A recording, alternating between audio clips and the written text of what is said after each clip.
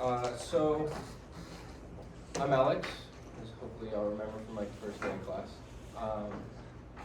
Hopefully the class is going well. I've received a few emails, but for the most part, everybody feeling good about the lecture so far? Okay, well hopefully today clarifies some of the questions you have. If not, please ask the questions and I will try to clarify for you. But yeah, we'll go ahead and get going. So just general tips for the tests in this class. Dr. Lee throws a ton of information at you, and you don't have to memorize every part of every slide. So for like, he had his lecture about the people who discovered whatever and did that. Obviously, you don't have to know names, the years, that kind of stuff for who did that. There's also all the pathways, right? We talked about this before. He's talked about countless of different oncogenic pathways. I don't think it's in your best interest to memorize every single protein interacting with every single other protein and how that can drive carcinogenesis. But there are certain aspects that are like concepts that drive carcinogenesis, right? So are there certain changes to these proteins that are very important? Are there certain specific interactions that are super important, right? So those are things I would try to hone in on rather than like memorizing the whole pathway like cell signaling, right? And that goes into the major concepts. So hopefully what you'll take from each one of these pathways is that this is a general concept across all the pathways, is something is happening to this protein that is driving signaling towards carcinogenesis, right? So you can apply that to different pathways as well. So it's the concept that is the key here. And then Dr. Lee has talked about a few of technical experiments that have done historically. He really likes the historical perspective for carcinogenesis, and he will specifically ask questions. He asks it every year, design an experiment to answer this without using next-gen sequencing, right? Because like in today's age, all of our questions that we're kind of answering on this test, I'll just sequence it, right? And then that'll tell you the answer if this is like mutated or whatever, and we'll talk about that here in a minute. He really wants to make sure you understand historically, how was cancer discovered, how was carcinogenesis characterized, and how can you apply that yourselves, right? And I think that's practical too, because not every lab has the money to do these next-gen sequencing. It's becoming more affordable, but yeah. And then I hopefully you picked up on this, but if Dr. Lee says something in class, then under the nature of, if you don't understand this at this point, you need to ask Alex or I. He's probably hinting towards something for the test. So just, I would be like star highlighting, writing down exactly what he said before that. So yeah. So then we'll just jump right into, unless you have any questions just generally right now. And this is all interactive, so stop me at any time and we'll go through the slides. And admittedly, I'm not sure if the slide deck is super helpful because I took a lot of from what Dr. Lee had and kind of distilled it for you. But yeah, if you have questions during it, please stop me. So the first lecture is really just kind of like the history and like how cancer is characterized. So I think like the first half of the lecture is mostly on pathology. So you have to think historically when cancer presented in the clinic, right? They had no way of understanding. This was before all the techniques had came. All we knew about cancer, what it was, right? They just had a lump of cells and then they would try to figure out what it is, and probably just took a section of it, stained it, and looked at the tissue, right? So I mean, that's historically how cancer has been characterized. So obviously there's 3 broad types of cancer. So this is very bird's eye. What are the 3 types of cancer? Sarcoma, carcinoma, and hematopoietic. And what's the difference? That's correct. What are the differences? The type of the tissues, like carcinoma is of epithelial origin. Yep. Sarcoma connecting tissues, And then hemato is the blood, right? So I think those are just general, important to know, like nomenclature for just cancer really generally. And then taking that a step further, right, you can then subtype these different cancers specific based on historically pathology, right?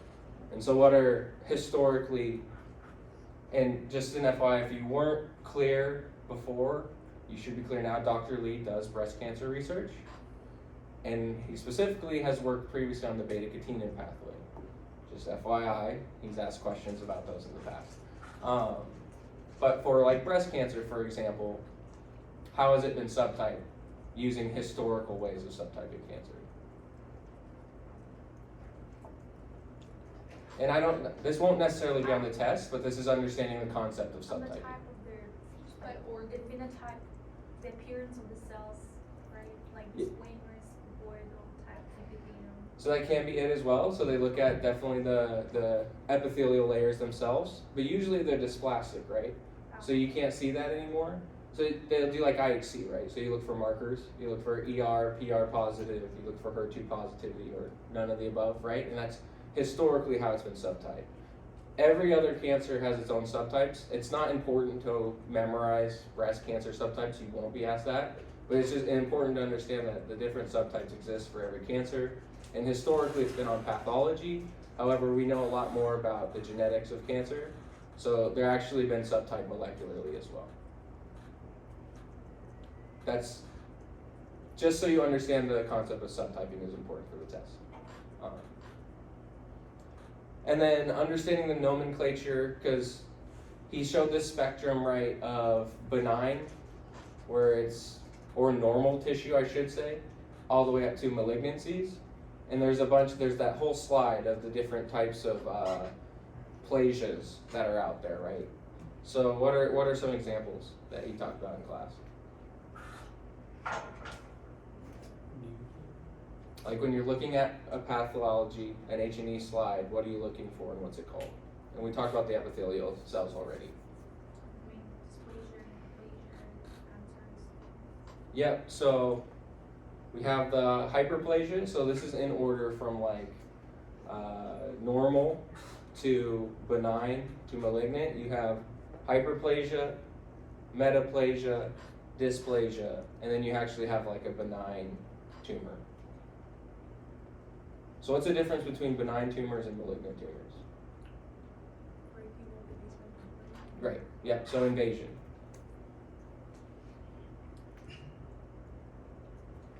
And then what's the weird one that he also mentioned that's kind of in between all of this? Carcinoma in situ. Yep, carcinoma in situ, right? So just make sure you're aware of that spectrum and some of those, the nomenclature. So can you explain the difference between the dysplasia and the atypia?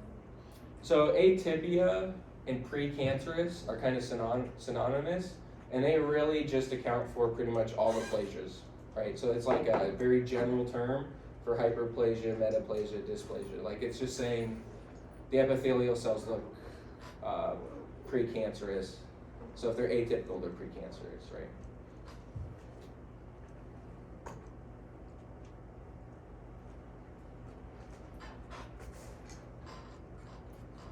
Okay, so here's the first major concept. The other stuff is like just understanding nomenclature and just like some of the historical parts of cancer.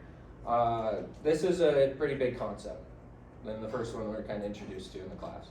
So the difference between monoclonal tumors and polyclonal tumors. So can anybody tell me what the difference is between the two? Monoclonal arises from one clone, polyclonal is multiple. Yep. And so how is that different than intratumoral heterogeneity? And we haven't talked a ton about intratumoral heterogeneity, but it's just another concept to be aware of.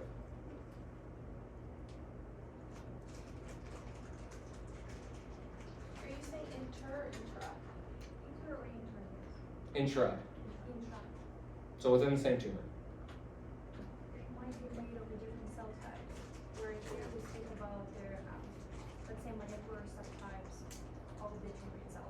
For sure. I mean, that's a big one, right? But I think the concept that I'm trying to drive home is the derivation, the first cell that it's derived from.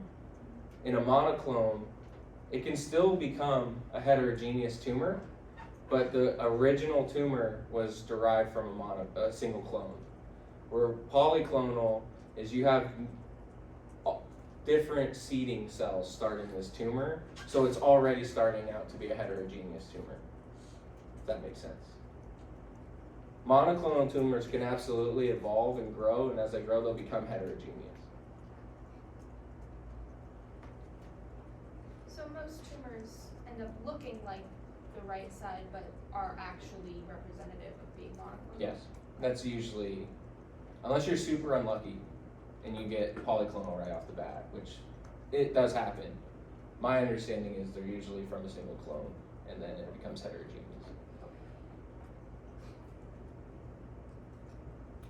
So then, here's the key. How can you differentiate a monoclonal tumor from a polyclonal tumor?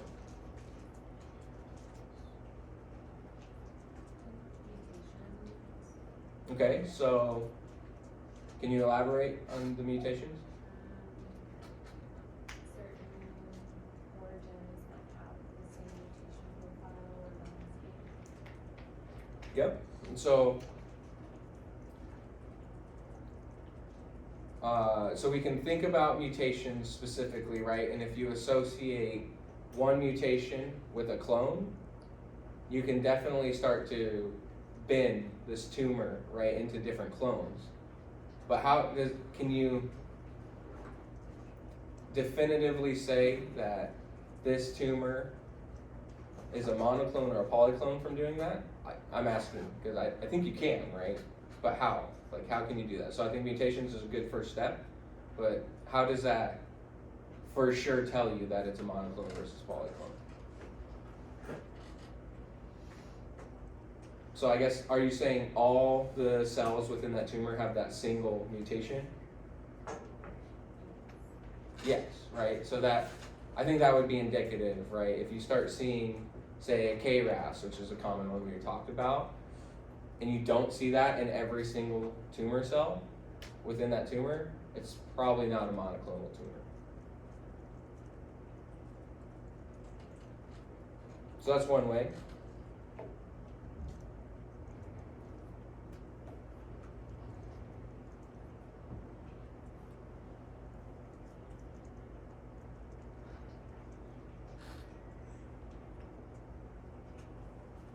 The different biomarkers, So different markers, so such as, I don't know, the different metabolic markers or transcriptional factors, transcriptional markers.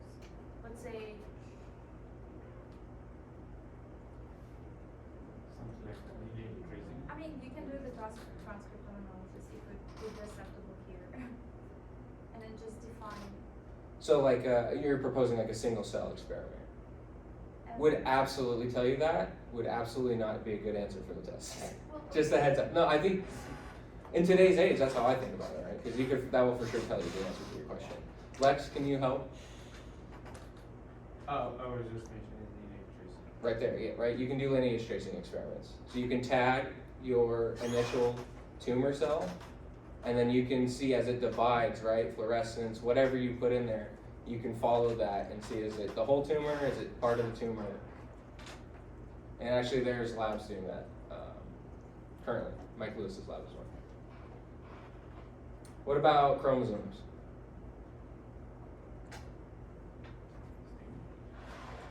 So chromosomes, so like karyotyping, potentially, right? So sometimes chromosomes are dysregulated. You can do sex linked, looking at the XY chromosomes, depending, or XX chromosomes. Karyotyping, which might or may not, depending on the tumor, tell you something. But I think the mutation analysis, the copy number, looking at the different oncogenes driving these tumors is a good way of doing that, as we talked about, and lineage tracing is a good way as well. So on the exam, like, you'd have to probably obviously give the rationale. Like you couldn't just say mutations and lineage tracing or something. No, so it's going to be like essay or short answer response, and I would definitely try to back up, and I would give it a specific example even, right? So we mentioned KRAS, right? So just to show, I've thought about this because of this specific mutation. So if KRAS, what mutation are you looking for, or what change are you looking for?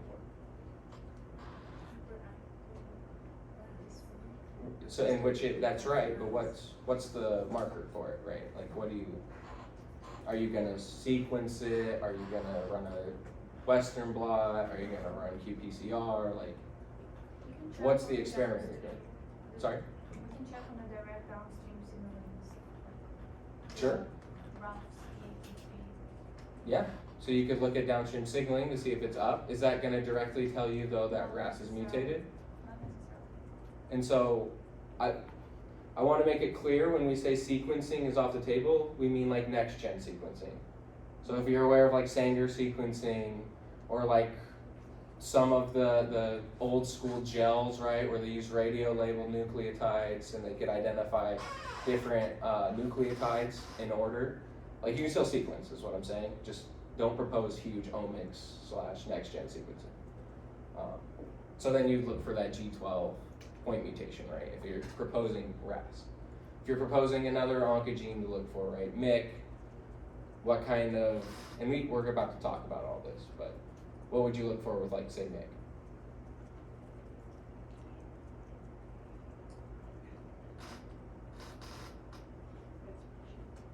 Like overexpression, right? So like copy number,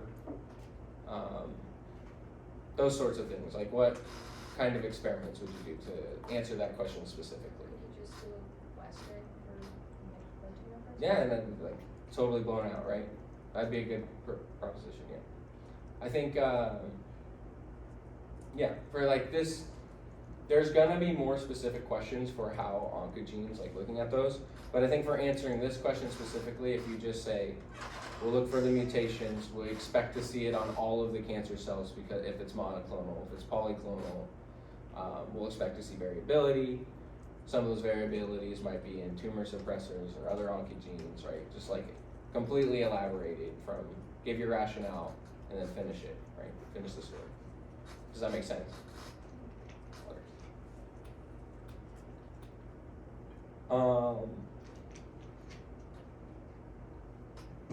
So then, so backing up, we talked about historically, they see cancers, they cut them, and then they start staining them, and they just like characterize them based off of their morphology and all that. What was the first evidence then that actually cancer is a genetic disease? Was it? The RSV. Yeah, so the Rouse sarcoma virus experiment was a good one. And I think that was actually the pioneering experiment. Are there other ones?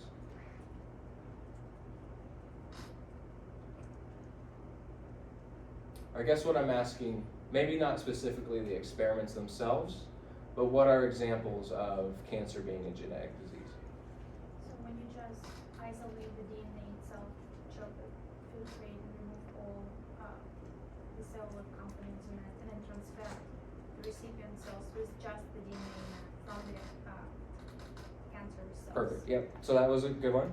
Yes. The in vitro, taking the DNA from the cancerous cells and putting them in non-cancerous cells and seeing them transform.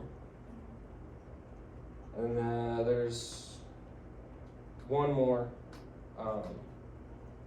tell that it's genetic.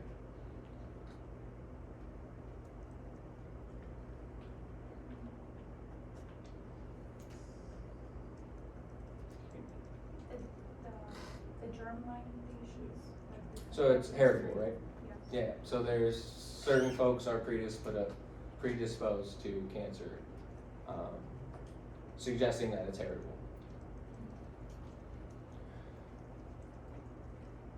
Make sure for each one of these examples, you can think of an example to give.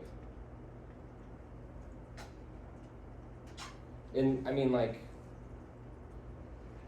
pretty much understand the difference between oncogene and tumor suppressor, and I know we haven't talked about tumor suppressors yet, but usually, not always, the heritable ones are tumor suppressors, whereas the other experiments we talked about are really proto-oncogenes turning oncogenic.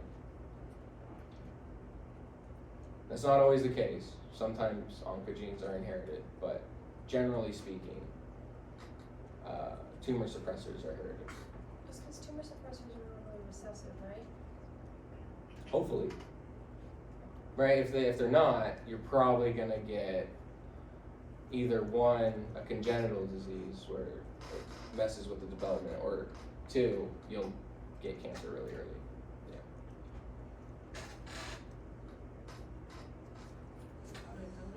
So let's say on the exam you ask like, what is the evidence that cancer is a genetic disease?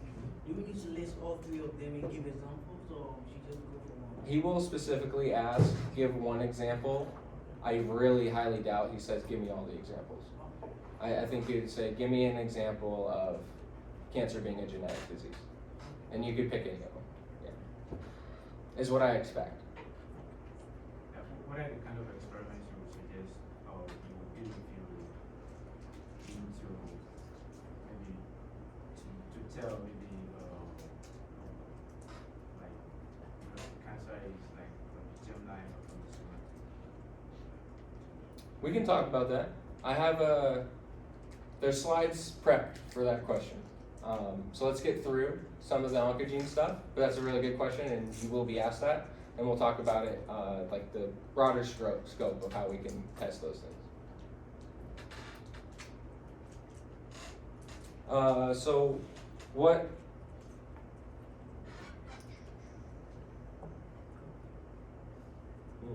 my slides are weird. Maybe it got rid of it. Okay, so now we know that cancer is a genetic disease, and this is really kind of like going step by step, right? But what is the actual genetic changes that is driving cancer, right? What are those? Mutations and potentially, right? Like, and this is in the case of, I guess, everything, but we're gonna really focus in on oncogenes for this because we haven't talked about tumor suppressors yet. So there's mutations, and then we'll talk about those in a minute. And then always remember that it's bigger than that as well. It's not just single nucleotides, potentially. This is whole DNA dysregulation, potentially, with the chromosome itself. So this is really generally like how you could go through a flow chart in your head when you get approached with some of these questions. Like, what are the DNA alterations that drive cancer? Like, you potentially might be asked that on the test, which is a super broad scope.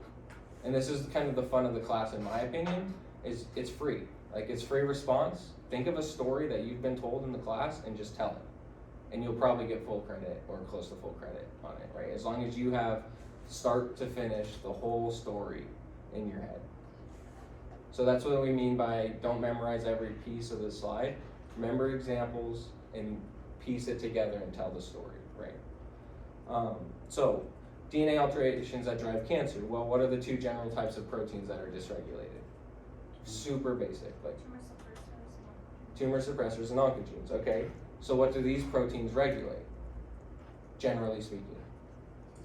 Cell cycle, proliferation, apoptosis, migration, stemness, right?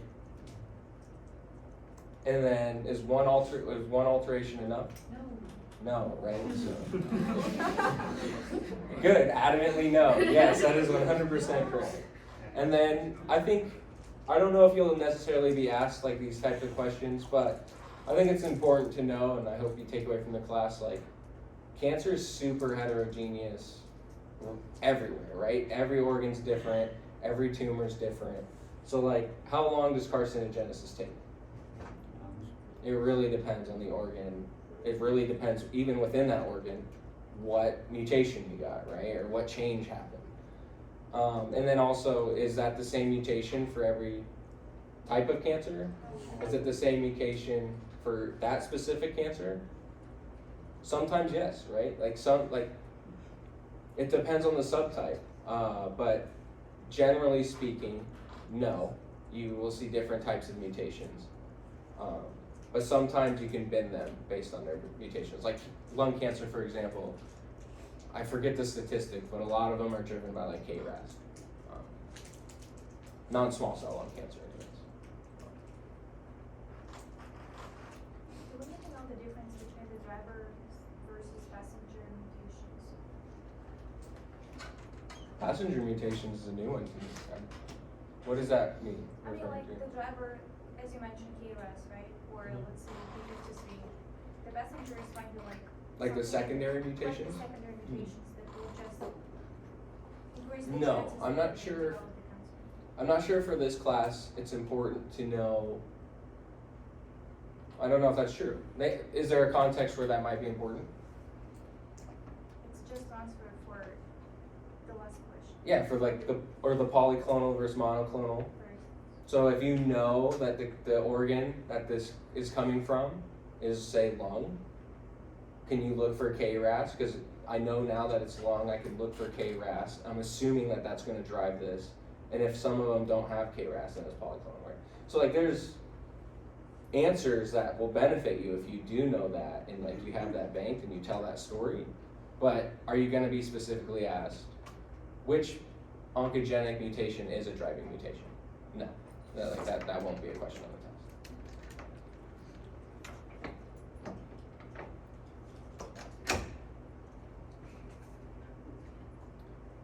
test. So I think going really slow through this. So this was all about pretty much the viral oncogenes. So how were oncogenes discovered and what was the experiment? We already talked about it. It's a Rouse sarcoma virus experiment. So can anybody walk me through that experiment? Got the primary tumor from one of the chickens, ground it up with sand, got rid of all the cellular debris, and then took the filtrate and. So I think let's be really clear about that specific step. Okay. So he ground it up in sand, and what was the significance of that? To disturb to rupture the cells and then expose the DNA. So it's cell-free, exactly. So there are no cells here. You're not like just taking cells from one chicken and putting it into the other chicken. This is all cell. This is DNA, essentially. So go ahead. And then filtered that, took that filtrate, which was the DNA, and then injected that into healthy chickens and observed tumorigenesis. Yep. And then so that's our flow through here, which you're exactly right. So just if you're going to use this as an example, I suggest if you're asked a question like, how was the first viral oncogene discovered? Or how was the first oncogene discovered? I would make sure you can talk about this from start to finish. Or if you were asked, and we'll talk about this later, if you have a novel cancer on your hands, how can you test to see if it's oncogenic? Or if it's transforming, if you can get the DNA and it's transforming, right? This is a super basic experiment you can do. So this was the first viral proto-oncogene discovered, and then I think this leads into the next talk. Is this truly just viral? So no. So they then ended up cloning it, identifying it, and then they found that humans possess the proto-oncogene as well in their genome, right? So you have to think about this historically, right? We're just cutting a tumor, we stain it, we look at it. Oh my gosh, we don't really know what's causing it. Oh, well now we know viruses give you cancer. So there's like a huge back then this is totally pathogenic. You can only get cancer from getting sick, right? And then they found that actually in your own genome you have these genes.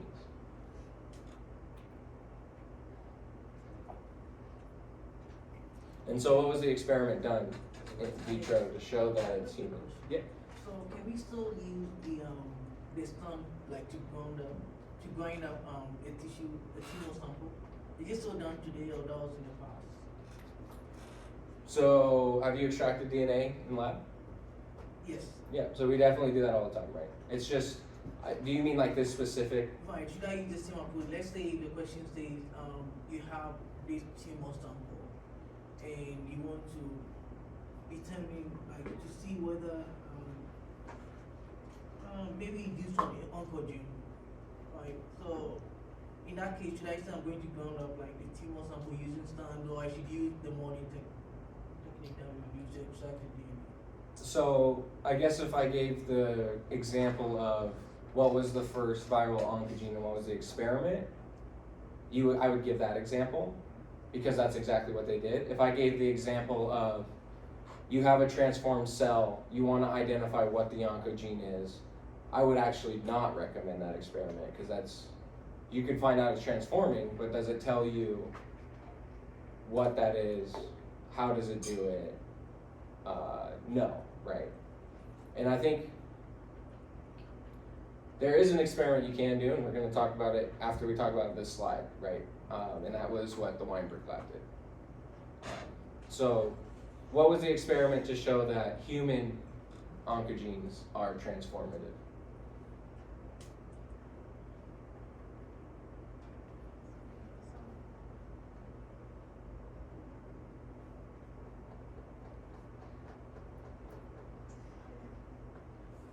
So we took chemically transformed fibroblasts, right? So they treated these with drugs of some sort. They became transformed. They then isolated the DNA and put it on the immortalized fibroblasts and transformed them. So is everybody clear on like immortalized versus transformed? No, not really. So I'm trying to make there are labs, right? And so what's a good example? I think the MCF cells. Are you familiar with like the breast cancer cells, like MCF? I believe they're immortalized, but they're not transformed, if I remember correctly. Okay. So they're more like normal tissue, but like I think the defining feature that defines immortalized versus transformed is they can self-renew forever, but they can't. They're still inhibited off growth. Like growth inhibition is still a thing.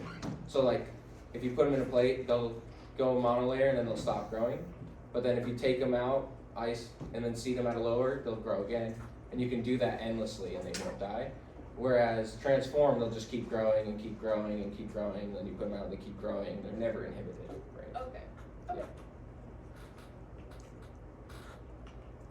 And so the key is, right, they put the DNA on specific spots on the plate.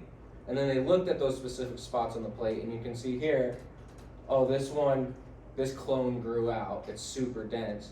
Whereas where they didn't put the DNA, it's super sparse, right? So that suggests that this DNA specifically is transforming the cells. So then this goes in, Alfred, to your question. Bird's eye view. So now we know DNA can cause cancer. Okay, but how? Well, like, what is truly the mechanism? How can we? What part of the DNA alteration is driving this? And what was the experiment that did that? That showed that?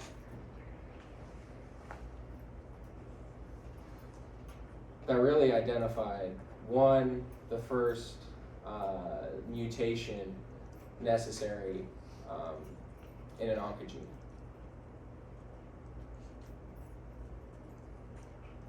Are you asking for the type of the experiment? I'm asking for the experiment that was. Restriction mapping?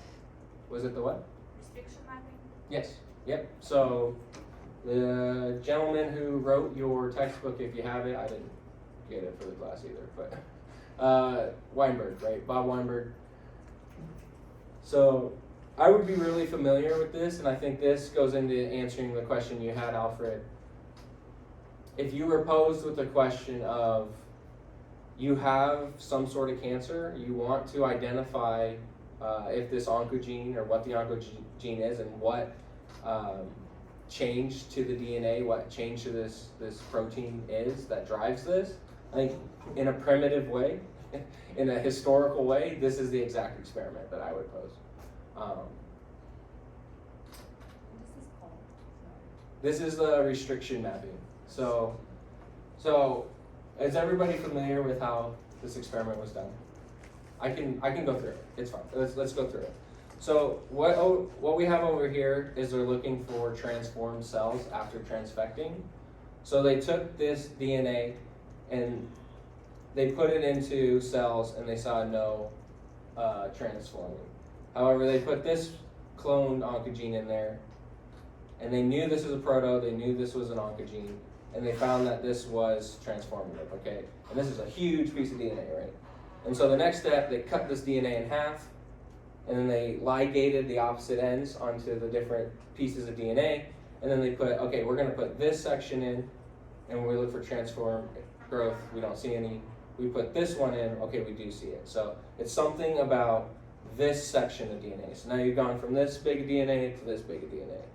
Alright, so then you're going to take that and you're going to digest it even further, make it a smaller piece, and so on and so forth until you get down to like the kilobase-ish, like protein size level. And then from there, you can do like your Sanger sequencing or your nucleotide sequencing on a gel to really identify what is this DNA, what is this protein, and what's the change. And then you blast it out, right, and you align it to a normal or your proto-oncogene. And then that's how they identified which oncogene.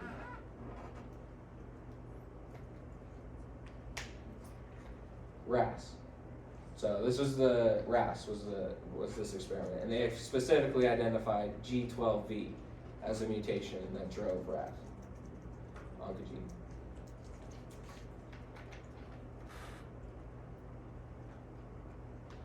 So that's one example of an experiment where they identified specifically what changed an oncogene from a proto-oncogene to an actual oncogene. Can we think of others?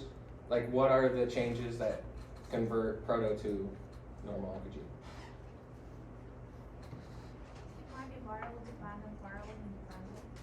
If it's viral dependent, it can be That's a- created into different loci.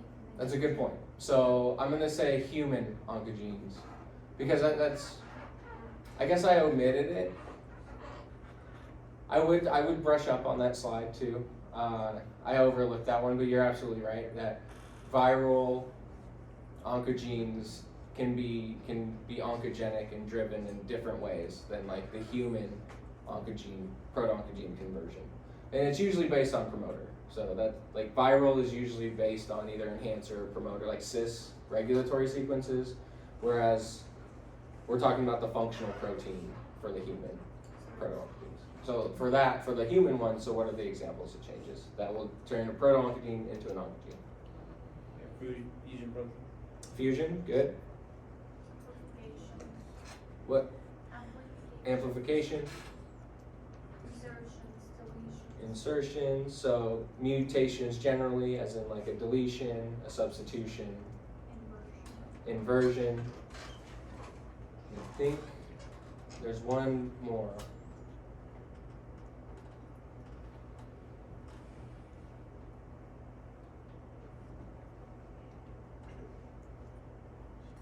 So regulatory stuff, right? So if you get like a microRNA mutation, cis-regulatory mutation for like a protein that's regulating your oncogene.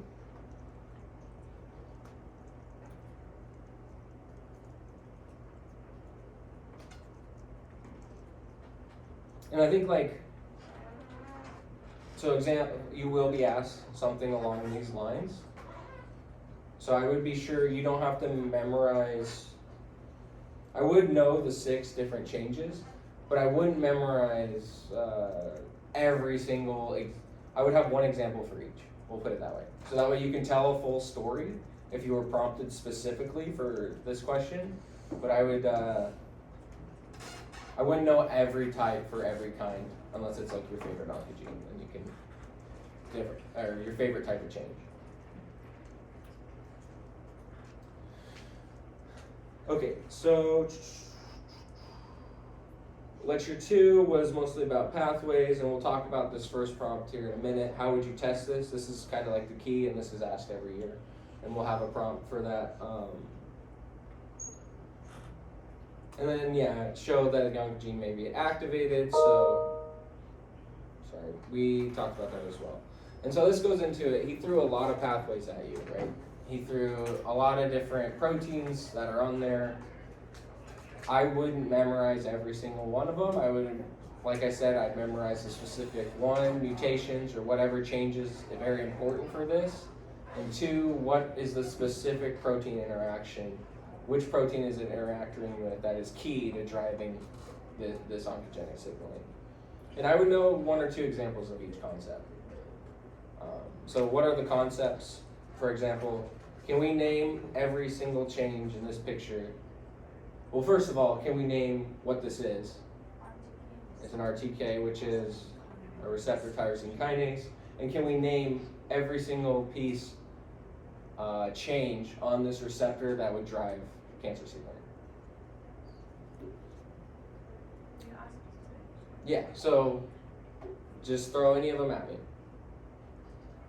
The tyrosine kinase domain is constitutively expressed, it's constantly on. So the tyrosine kinase is constitutively expressed, Active. active, right? So you have, and how would that be? Like Yeah, if you don't have, let's say, you don't need ligand to be bound, so. Okay, so that's, okay, yeah, I mean, you're right, you're absolutely right, and that's, what change would cause that? Do you have mutations in the activating domains or the JEPs that revert it back to? So that's two different things, right? You're absolutely right, but you have to be really specific, right? So what's the change? So you have a constitutively active tyrosine kinase. You mentioned truncation, so you have a mutation upstream of this protein that is going to truncate it, or maybe an inversion or a translocation or something like that, where this protein is still going to be expressed, except for the receptor region is no longer going to be out, and you just have a constitutively active. And I think that's the key, right? It's not, you just need to put in there constitutively active tyrosine kinase domain, and then give an example of how that is constitutively active, because you're definitely right. But a truncation is a good example. A point mutation that actually causes it maybe to be overactive, right? Like an allosteric change to the kinase to drive its function, so it can't be regulated anymore, right? So like a phosphatase can't hit it anymore, or you're blocking that phosphatase's interaction. Overexpression is super important for receptor tyrosine kinases, because think about their function. They make heterodimers and then they drive. So if you have overexpression of them, there's more opportunity for it to dimerize and drive. Ligand overexpression is a key one. Maybe you have a functional change in the receptor domain where it's now binding new ligands and driving new signaling. This one, I would know the 6 ways that receptor tyrosine kinases, and it's pretty similar to all oncogenes, can be changed, and I would know, pick your favorite one and tell the whole story. I'd be prepared to be able to do that.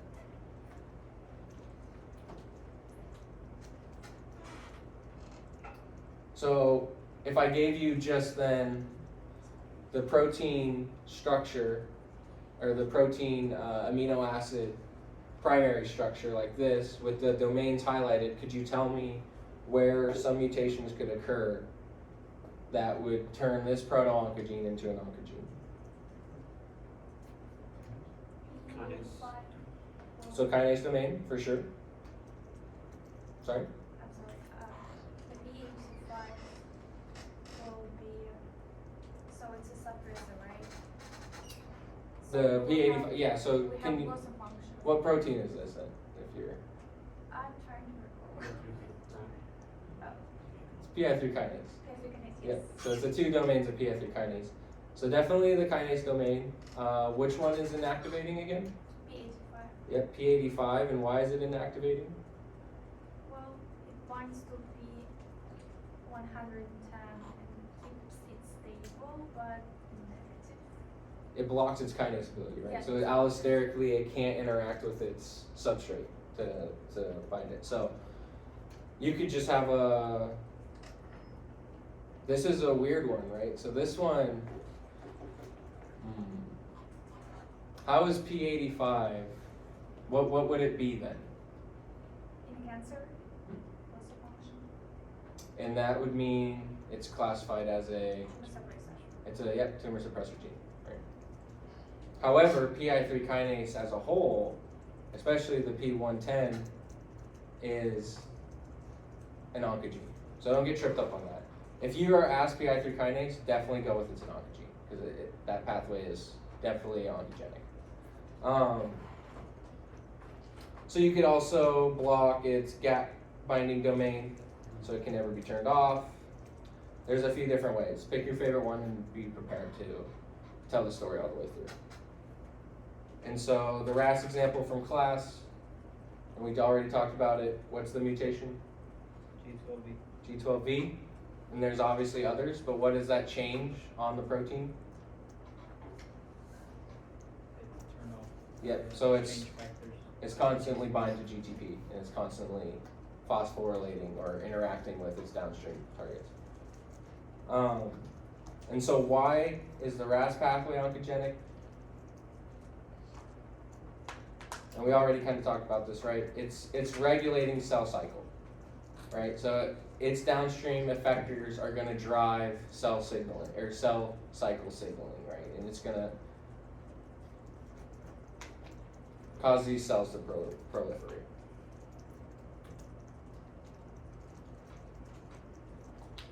Speaking of one of the downstreams, we have RAF. And so how I'm setting this up, right? These are all examples that you are given in class. I would memorize, and it helped me on the test to know every single specific like not every single one, but your favorite oncogenic driving mutation for each one of these proteins. It doesn't have to be all of them, because there are a bunch. And it may not be the most prevalent one, but I would know at least one. So if he does ask you, how is RAS converted from a proto-oncogene to an oncogene? I would be absolutely prepared to answer that question. So for each one of these proteins, because we talked about it in class. That doesn't mean you have to memorize serine 374, there's like every amino acid change that is oncogenic, right? What I'm saying is I'd memorize your favorite one for every one of these proteins. Okay. So for RAF, there's a few different mutations we could talk about in this one. Which ones do you see?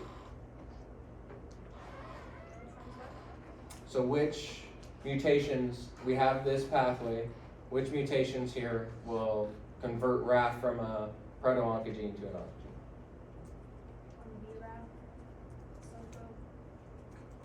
So we have a mutation on BRAF, and what's the mutation?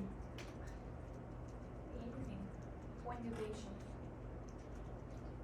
But specifically for this protein, actually I am asking which amino acid is important for regulating it, right? So what I'm saying is, okay, so you don't have to know the exact, you don't have to know it's, like I said, serine through what, I don't even know if that's it.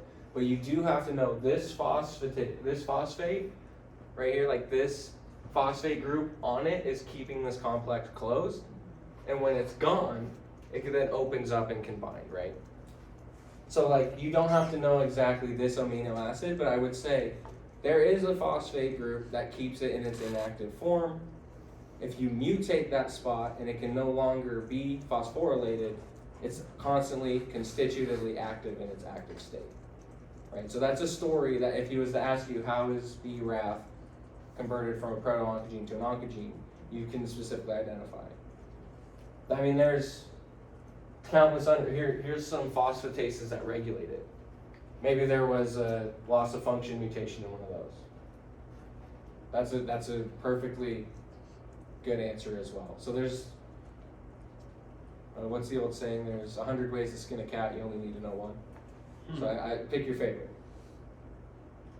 Sorry, that's probably not the most pleasant cliche, but.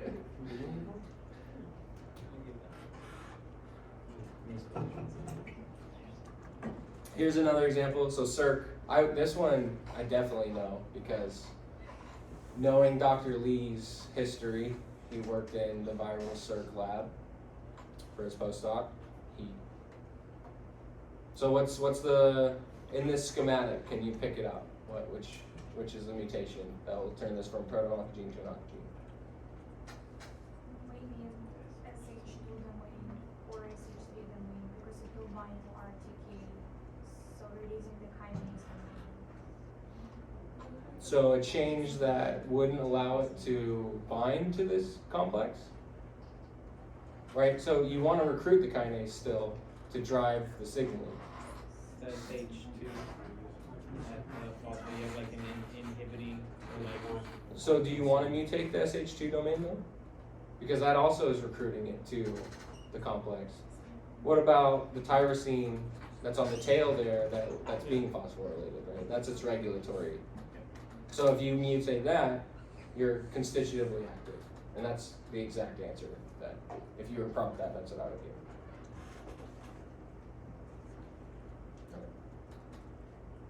And you don't have to remember, like I said, this is tyrosine 527.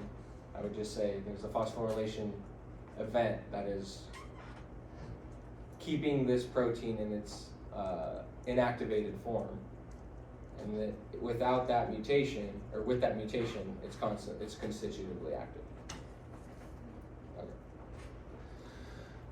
And so just because everybody was super interested in this slide in class, and I just thought it would be interesting to bring up. You don't need it for the test at all, but like a mechanism of therapeutic resistance, since everybody's was super excited to talk about heterodimers of RTKs, like that's an example, right? You don't need to know that for the test. That's just, it seemed to pique interest, so I threw it in here.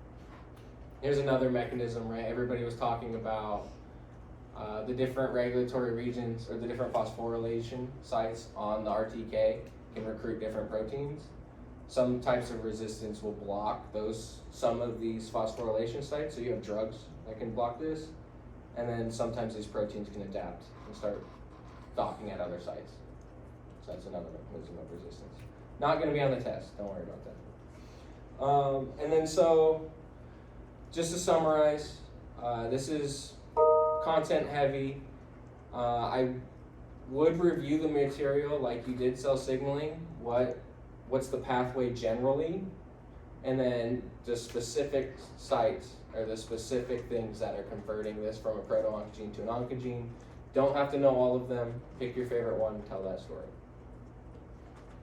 And then think about the errors in signal transduction. So if you don't have to memorize the whole pathway, but if you do memorize the whole pathway, it will benefit you, because then you can think about it from a bird's eye perspective.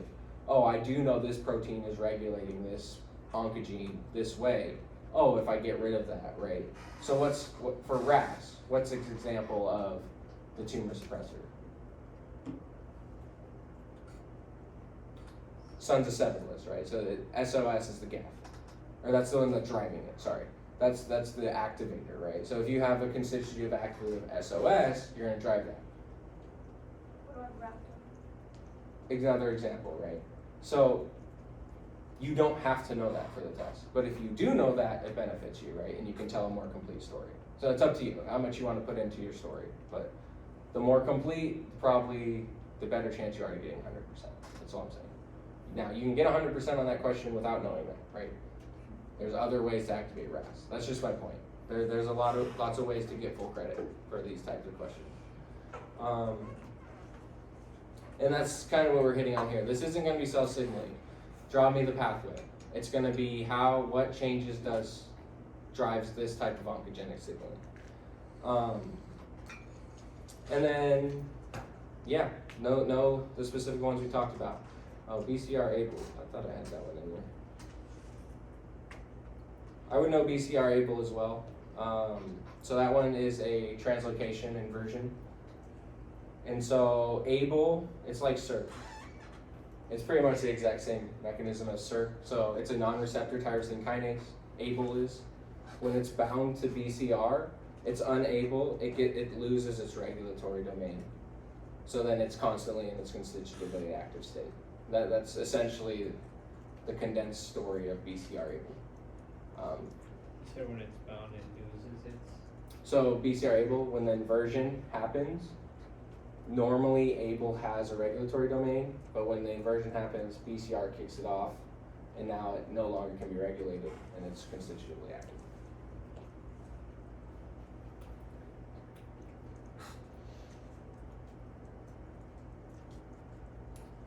So now we go into transcription factors. So this was all at the cell membrane level or in the cytosol level, regulation of oncogenes. There's transcription factors, so can you give me the 3 Well, the two for sure types of transcription factors, and then, well, let's just talk about the ones. Give me the examples we talked about in class.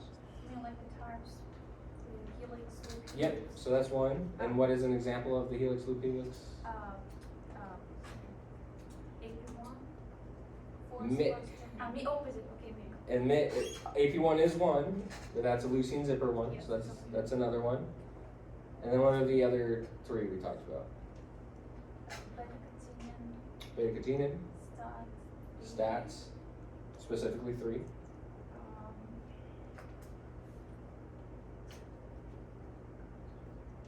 This one we kind of went through really quick. ETS, the ETS signal, or the transcription factors. So I don't think you necessarily have to know that like MIC is a helix loop helix or AP1 is a leucine zipper. But again, it will help you tell the whole story, right? So if you understand like how they're functioning, it's gonna help you tell the pathway a little better. But you can get away with it without it. It's just like these ones are mostly co-activators. Well, actually, stat drives. So it's receptor associated. We'll go through each one of these pathways. How about that? It'll be easier that way. So how is MIC oncogenic? So specifically, what happens to the DNA of MIC's locus that makes it oncogenic? And I think this is pretty ubiquitous for a lot of these. Well, I can say this confidently. This is what drives a lot of the transcription factor oncogenes is overexpression. So you have amplification, you have translocation. So amplification, how does that lead to overexpression?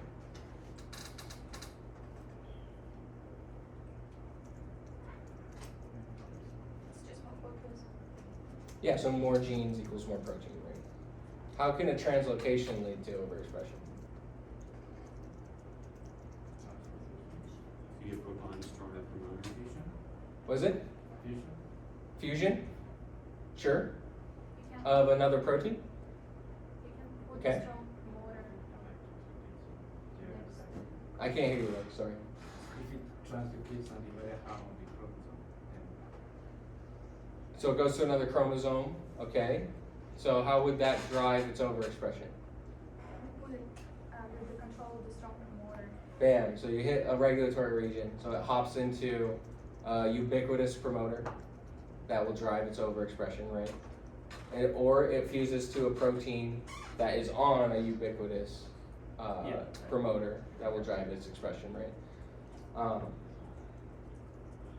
And then why is MIC oncogenic? Well, it's a transcription factor that's regulating cell cycle. Both the cell cycle proteins themselves, like the cyclins and the CDKs, but also the inhibitors, like P15, P21. So, can anybody, what type of a question will you get for like MIC? Let's give an example. If hopefully I'm driving home, what types of questions are going to be asked? What type of mutation or how a MIG from the antigen can be oncogenic? Yes. It's going to be along those lines, right? It's not going to be what genes does MIC have cis-regulatory regions for, right? That's for you to tell the story. It's going to be, well, MIC is oncogenic because it is overamplified. It binds to cell signal or cell cycle regulatory proteins and overexpresses them when overexpressed and drives cell proliferation. Just really generally, that's all you have to say. You don't have to say MIC sits on CDK4 or cyclin D2 promoter, with cyclin D2 binds to CDK. You don't have to go into that much detail. It's just, when overexpressed, it's regulating cell cycle proteins, and they'll become overexpressed, and then that will lead to cell proliferation.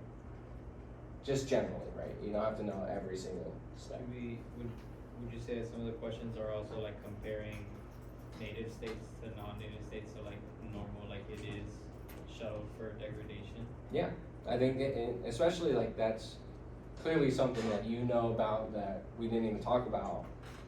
If you know it, and it's a story that has been shown through literature, absolutely talk about it. And you should get full points. And if not, you can bring the article, I'm serious, bring the article and be like, no, it does work this way. And you'll probably get your points. So then we talked about AP1. How is this one oncogenic?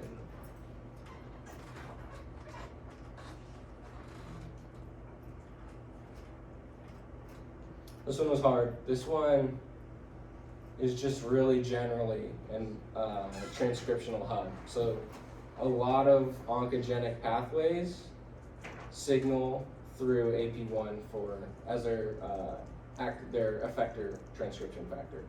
So I highly doubt he'll ask a question on this because it's more of a biomarker in my opinion than like a true oncogene, but I'm sure there's a paper out there that proves that's wrong and it's an oncogene somehow. But we didn't talk about in class how it's mutated, how it's overexpressed. Could you see how overexpression could maybe make it an oncogene? Right. So I mean that just generally for transcription factors, it's safe to say overexpression can lead to carcinogenesis. And just to remind you, beta-catenin is what Dr. Lee's lab has focused on in the past. And STAT signaling is what Dr. Lee's lab is currently focused on. So just be aware of that. Yeah. So for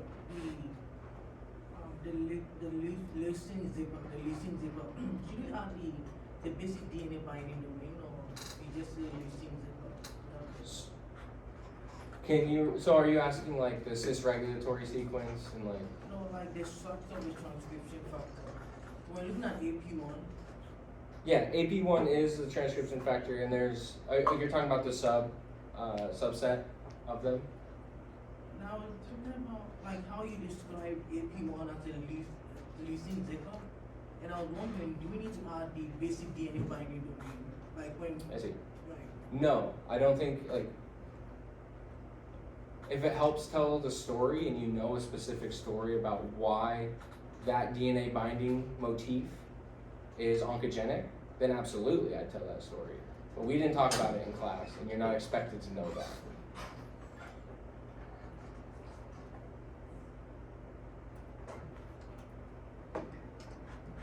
Okay, so beta-catenin, this one is a different one, right? Because this one,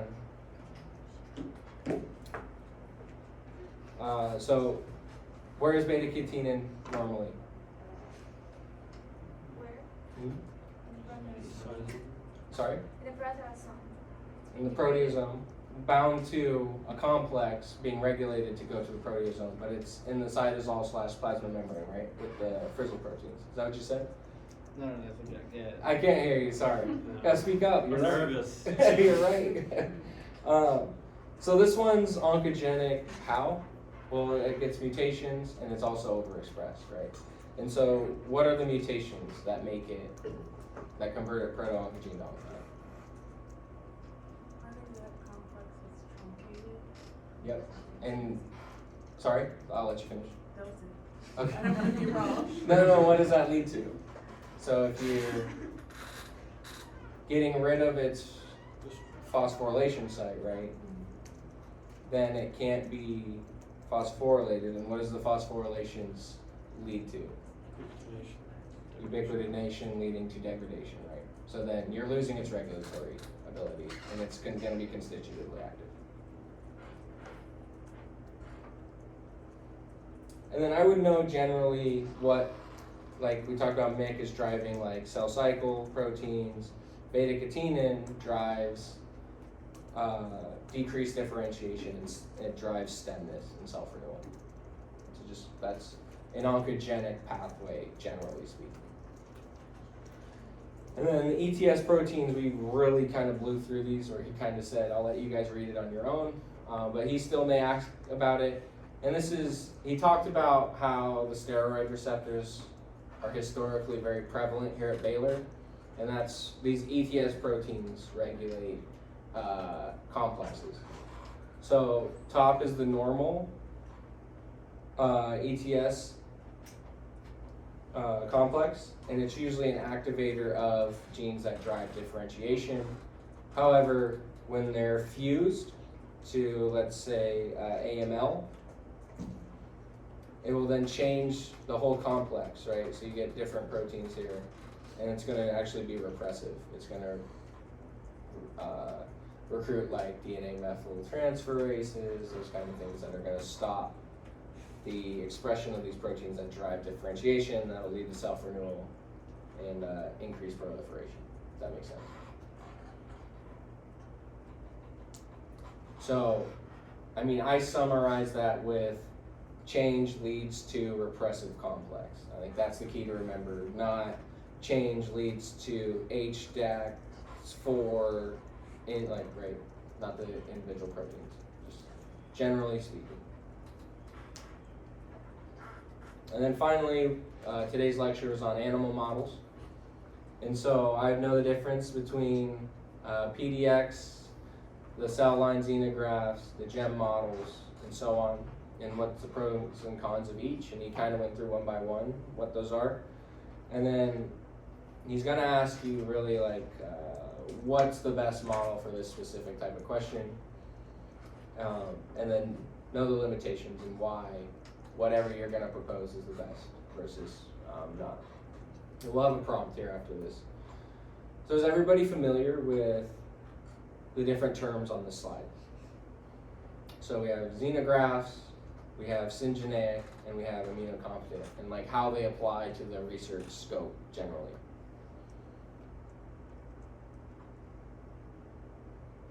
Okay, so can somebody tell me what a xenograft is? Taken from something else and then implanted in the mice. So like different species, right? So usually human. And what's important to know about these mouse models? Like the huge caveat is they're immunodeficient. So if you study things like the immune system, this is a terrible model. And reviewers will not like you if you propose that. Syngeneic. Same species. Sorry? Same species. Same species. Can you? So let's say I have cancer and I just implant it into you. Is it going to grow? No, so that's not syngeneic. That's a graft, but it's not syngeneic. If you had an identical twin brother that had cancer, or sister, well, I guess you wouldn't be identical. If you had an identical twin brother that had cancer and they cut it out and put it in you, you'd probably grow, right? Because that's syngeneic. So like your mouse with the background, like Balb C, black sixes. So can you take a tumor from a black six and put it in Balb C's and it'll grow? No, right? So you need to take black sixes, put it in black six, or Balb C and Balb C, right? So that's a syngeneic model. And then you have, and those are immunocompetent as well. And that's the key, right? Is they have fully robust immune system. And then there's the other immunocompetent models that are chemically induced, where you probably don't have to know the specific examples. So I would just know the different types of xenograft models, one being syngeneic and immunocompetent, and then also the GEM models are the huge one. So what are the GEMs? Genetically engineered mouse models. And that's like your knockout, knock-in, your GFP mice, those all fall under the category of GEM.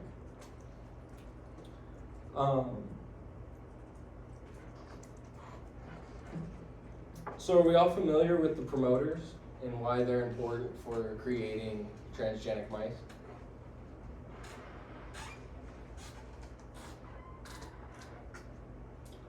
If not, this slide kind of summarizes it pretty well. So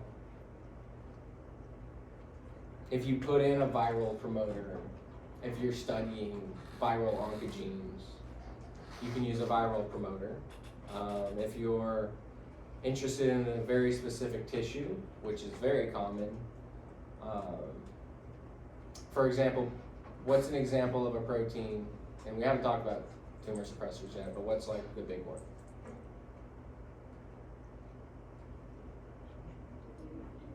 P53. And so he showed data on it too. If you just generally or knock out P53, and I guess this is transgenes, so you're probably going to talk about oncogenes here, but just generally for like conceptual for mouse models, if you just knock out P53, what happens to the mice?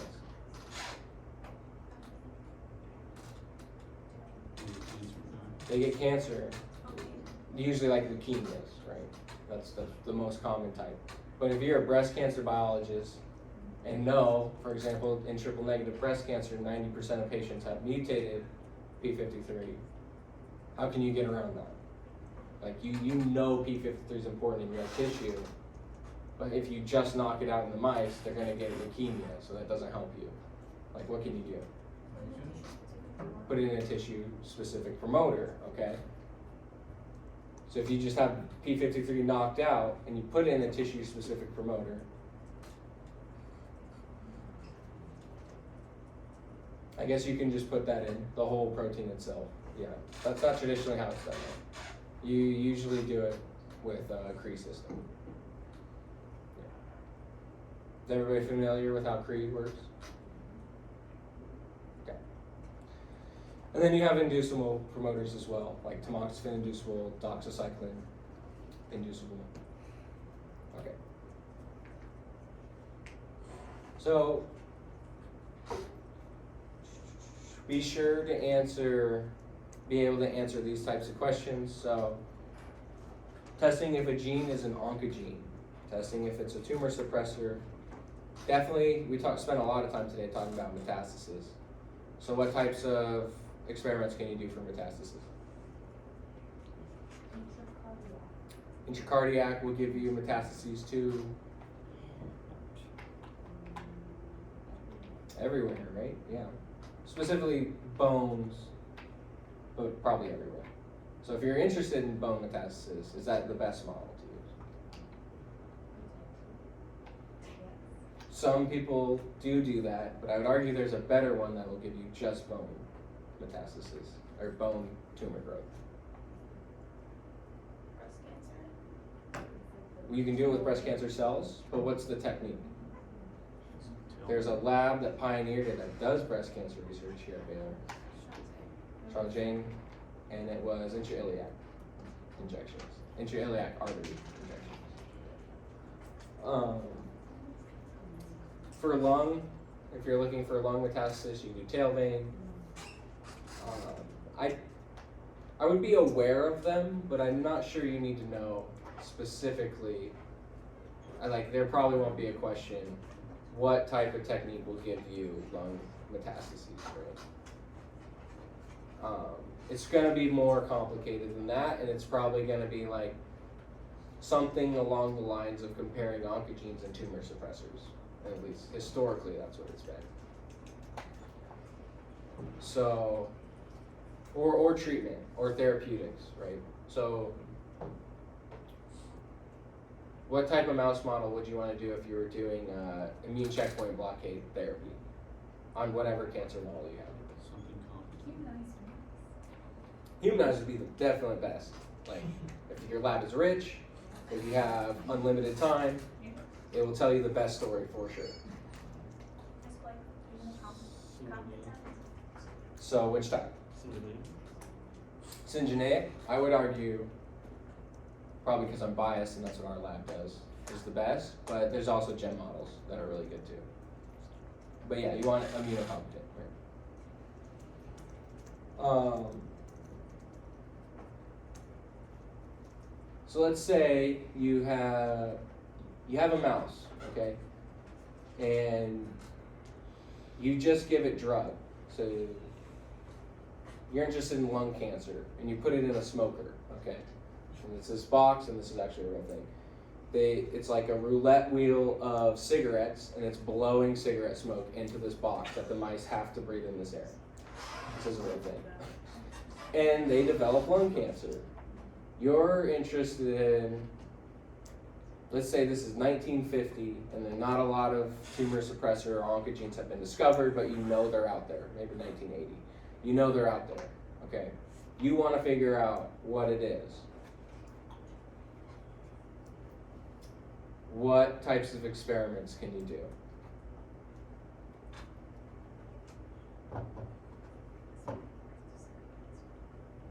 So you chemically induce a tumor.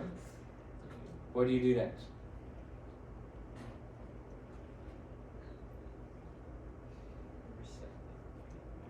That's a good start. You resect what? You said resect them. Please respect the mice too. I could be upset.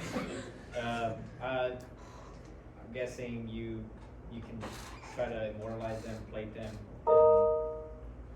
and you can look at it, I guess, from two angles. You can look at it from the primary resection as well as if it metastasized. Because I think it was today that he talked about when Okay. you resect something that would usually lead to a more confined spot. So sometimes you need to resect the primary tissue for it to metastasize. So if you're interested in the metastasis question, that's definitely the experiment to do. But if you're interested in what's the driving oncogene or tumor suppressor, what could you do? The restriction enzyme experiment that we talked about. Okay, I'm fuzzy. What do you do for that experiment? So you have like a gene that you know will transform a cell line and one that won't, and you like use restriction enzymes and like basically swap in bits and pieces of each and generally narrow it down until you find like a protein-sized chunk that you know transformed a cell or a cell line.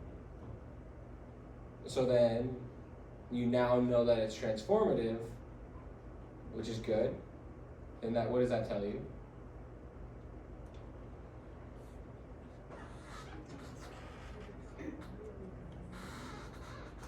If they have the potential, they have a mutation. Does it tell you what it is? Right, it tells you the potential, it doesn't tell you what it is, so then what's the you- next step? You do like the old school sequencing. Okay, so this is key, right? So when you get asked this question, you're absolutely correct, but make sure you finish it with the next experiment that's gonna really tell you the exact thing that you're asking. Will you give us time questions, like during this time? 'Cause I hope not. No, Okay. I put it in that PCR was not context. invented at this time. Okay. I think answering these questions with the historical type of experiments. So kind of yes, but I think that'll benefit you better than, But it's not like a design experiment in this time period, no, right? no, Okay. no, it won't be like that. I'm just jumping through hoops here to help No, that's like good. prepare you for the test.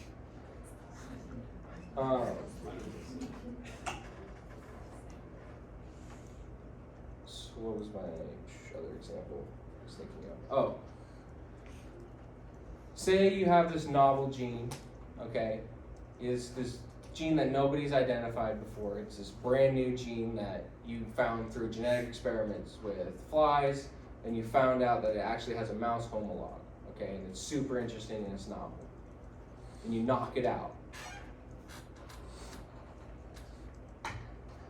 Gives it away. Well, you knock it out and they grow tumors. What does that tell you about it? It's a tumor suppressor, right?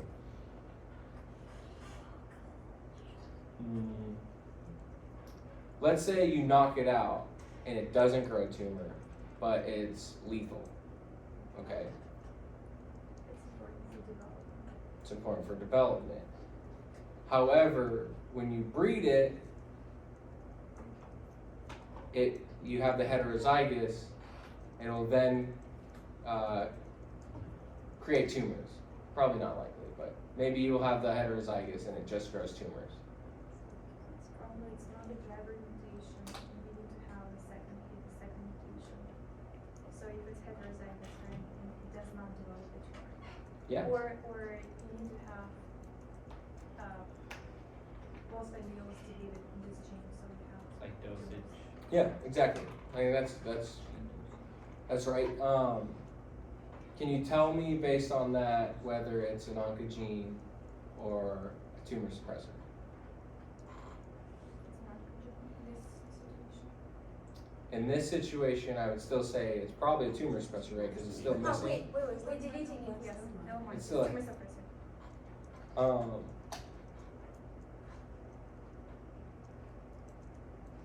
Trying to think of how we could do. So.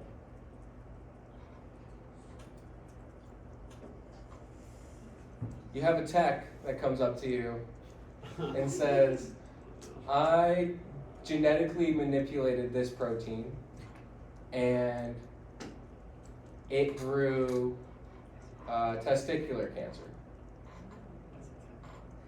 Okay? Can you start? What test can you do, one, to identify what the change is? Is it a tumor suppressor or an oncogene, and what's the change?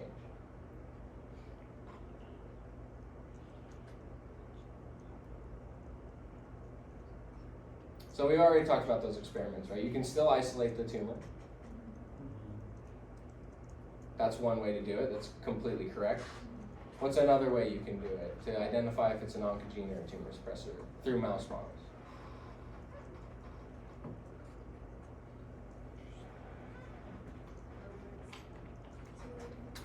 So you can look to see if it's overexpressed. So we talked about that as well. Could you, sorry? You can delete and see if the tumor is growing or. Well, you don't know what happened, right? They just came up to you and said, I did something, and they got cancer. And you can't sequence it, right? You can't, because you don't know the exact loci yet, so you can't sequence it.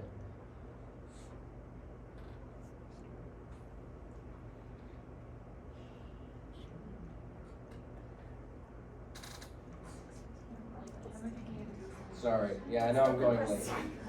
I don't know Could if you look it'll at be, protein? Could you look at protein levels? so like look for the overexpression of what Yeah. protein? Of proteins that are known, that are regional to the. I think that's a good start, right? Okay, so we have testicular cancer. We can look up what the driver is. This probably won't be on the test, but I think the Or next these experiment. pathways Yeah. that are known like for. Yeah, I think that's good. Or you could look into, you could breed them, right? So you breed them out, and then you get your next lineage. And then what kind of cells can you look at to see? I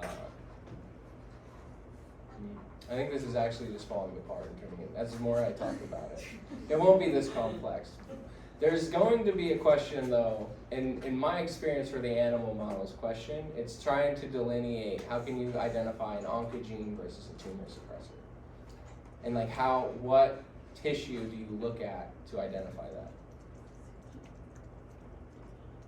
So let's think about like, Is it germline?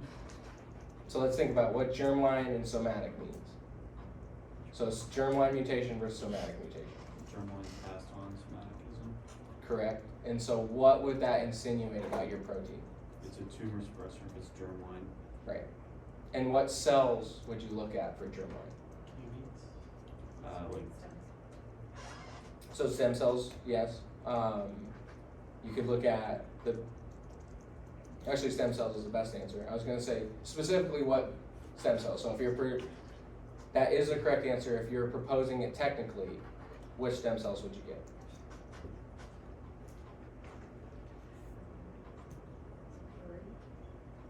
Sorry? So like technically the easiest ones to get are like blood stem cells, right? Because they're liquid. You can just go into the bone marrow. Or you can probably get some progenitors just through serum or just pulling blood. He'll probably give that information. I'm pretty much, maybe he wouldn't like this too much, but I'm pretty much probing you with the question that was asked last year. He did like PBMCs and like it was, I don't have the specifics, but the question he was really driving at was how can you use mouse models? And he gave you some setup behind it. And how could you use the mouse models to identify either if it's an oncogene and is based off somatic mutations versus germline tumor suppressor.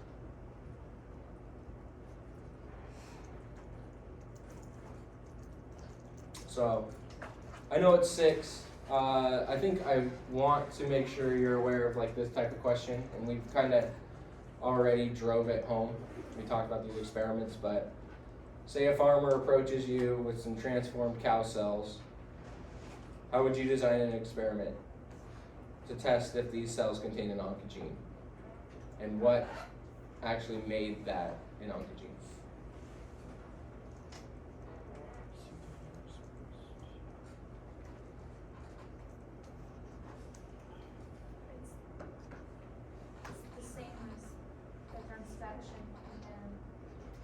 isolate the DNA and then transfer some non-cancerous cells and see if it's being transformed or not.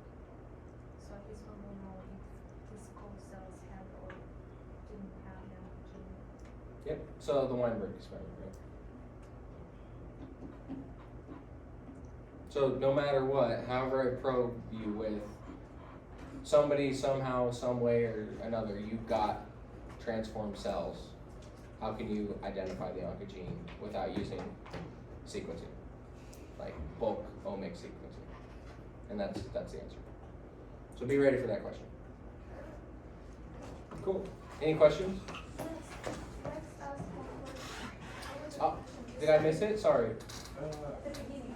Yeah, I think Tanya can actually find the answer, but what I'm asking is, what experiment did you do, like, something straightforward to tell if the difference between germline mutation and that asymptomatic cell mutation? So it comes from the cell you derive, right? So that's why we were talking about stem cells. If you take it from the stem cell population, that should be a germline mutation at that point. If you take it from like epithelial cells or fibroblasts or some other cell type, and then you compare, right?